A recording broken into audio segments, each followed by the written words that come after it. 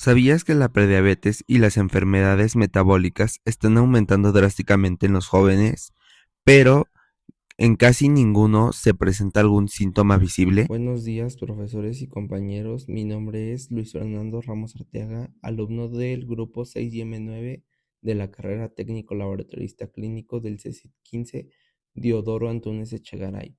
A continuación presento el desarrollo y la defensa de mi proyecto de investigación titulado Niveles de glucosa en sangre en estudiantes del CECIT 15 de la carrera técnico laboratorista clínico.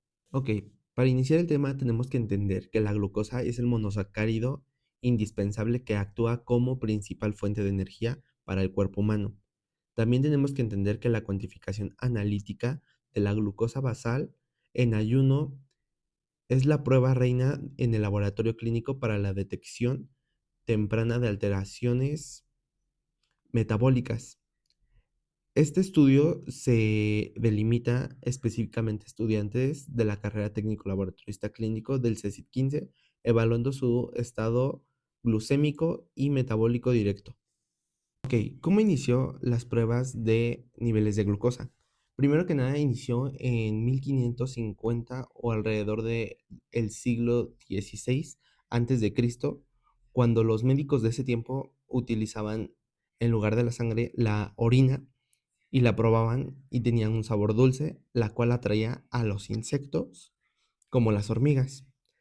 Después de esto pasamos a las pruebas de niveles de glucosa en sangre en 1976, cuando el médico Mather Dawson descubrió el suero, que el suero de los pacientes con síntomas diabéticos tenía la característica de un sabor dulce, demostrando que la glucosa se acumula en la sangre antes de ser filtrada por la orina. En 1848, Claude Bernard descubrió la función glucogénica del hígado, lo que permitió comprender cómo el organismo regula la homeostasis de, de los carbohidratos. En la segunda mitad del siglo XX, la introducción del método enzimático colorimétrico de la glucosa oxidasa peroxidasa revolucionó la precipitación y la rapidez del diagnóstico clínico de la glucemia. Como estudiantes de la carrera técnico laboratorista clínico, este proyecto justifica nuestra capacidad profesional para diseñar, normar y ejecutar protocolos de análisis clínicos con rigor científico. Para la realización de este trabajo de investigación, la metodología se estructuró bajo 4 componentes esenciales.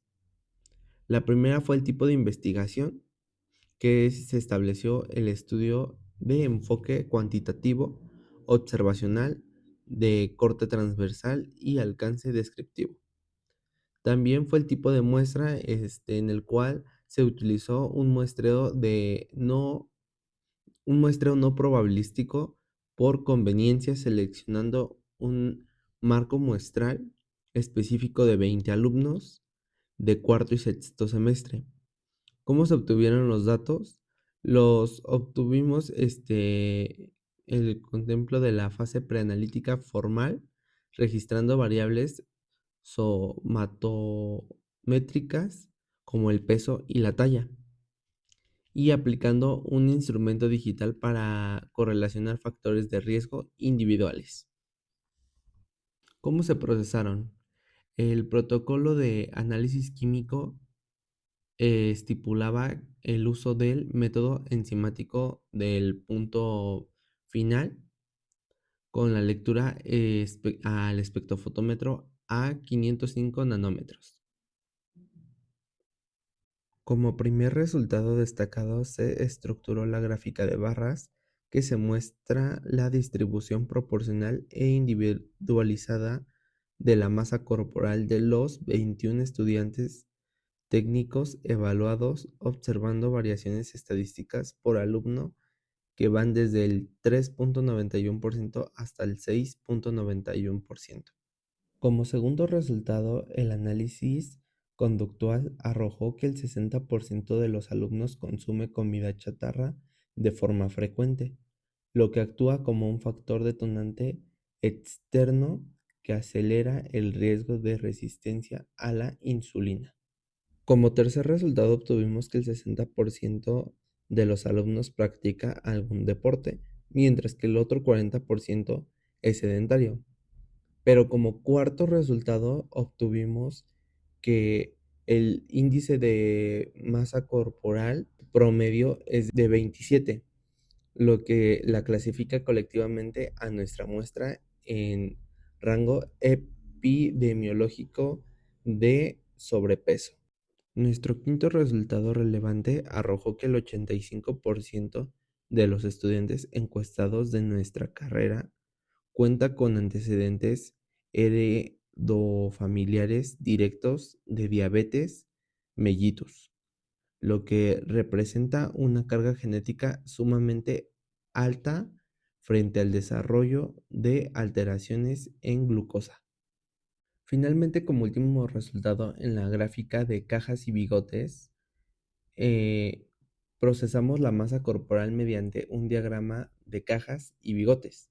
Para evaluar la dispersión del grupo, encontramos el valor mínimo fue de 16.76, una mediana centralizada de 22.84, el rango de peso normal, y un valor máximo de bigote superior de 29.58, situándose en el límite inmediato del sobrepeso severo. En esto se muestra que el 25% que representa los bigotes de abajo tienen bajo peso. En el cuadro rojo es el 50%, los cuales son saludables. Y los bigotes superiores demuestran que el 25% tiene sobrepeso y son los que tienen riesgos de tener prediabetes o niveles de glucosa altos. Es indispensable discutir que las tomas de muestra venosa para medir los miligramos de glucosa por decilitro en el espectrofotómetro no se lograron realizar debido al cierre interrumpido de las actividades académicas en el instituto del CECIT 15 por un periodo continuo de 3 semanas. Debido al cierre del plantel, no se pudieron tomar las muestras ya que las fechas ya estaban establecidas para la toma de muestra. También, ya que ahorita se recortaron los tiempos para el cierre de ciclo. Alrededor del 27 su índice de masa corporal fue de sobrepeso y un 85% de carga genética hereditaria que presenta un riesgo epidemiológico muy elevado de desarrollar alteraciones de glucosa en sangre a mediano plazo. Si los estudiantes no se cuidan y no cuidan sus hábitos alimenticios, pueden presentar diabetes. Pasando al análisis crítico, en nuestro hallazgo es indispensable discutir y contrastar nuestros resultados con la literatura científica actual. En nuestra muestra de estudiantes obtuvimos un índice de masa corporal promedio de 27, situando al grupo estudiantil en un rango epidemiológico de sobrepeso, sumando a que un alarmante 85% cuenta con antecedentes heredofamiliares directos de diabetes mellitus. Al comparar esto con la Encuesta Nacional de Salud de Nutrición más reciente, encontramos una correlación directa a nivel nacional. Más del 40% de la población joven y adolescente presenta problemas de sobrepeso u obesidad, lo que concuerda con la tendencia de obesidad en el CECIT 15.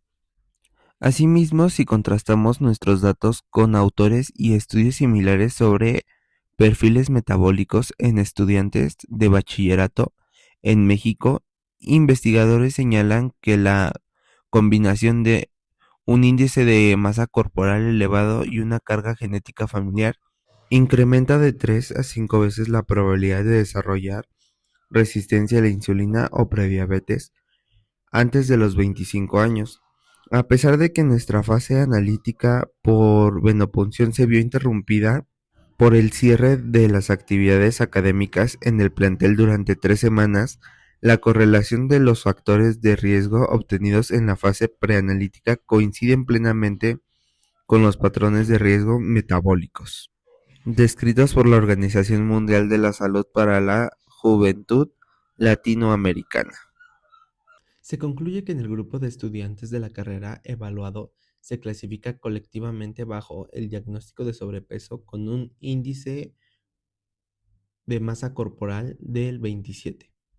Se demostró que la predisposición genética hereditaria es un factor de riesgo en la muestra, alcanzando un 85% de antecedentes familiares con diabetes.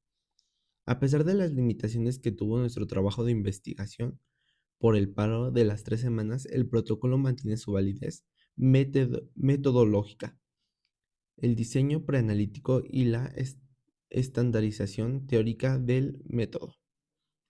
Se comprobó que el manejo y el procedimiento estadístico de software como Excel es una competencia técnica tan vital en los laboratorios como en el análisis en el área analítica. El protocolo cumplió satisfactoriamente sus objetivos de aprendizaje sentando las bases metodológicas y normativas para que en las futuras generaciones del CECIT 15 puedan ejecutar la fase de venopunción. Por último, este trabajo es de suma importancia ya que demuestra que el labor del laboratorista clínico no se limita solamente a saber usar el equipo o picar un brazo, sino también a saber lo que viene antes y saber explicar cómo es que van avanzando las patologías y las enfermedades. Actualmente se da que está aumentando los jóvenes con diabetes. Incluso hay bebés que nacen ya con esta enfermedad. Muchas gracias por su atención. Esto es todo por mi parte.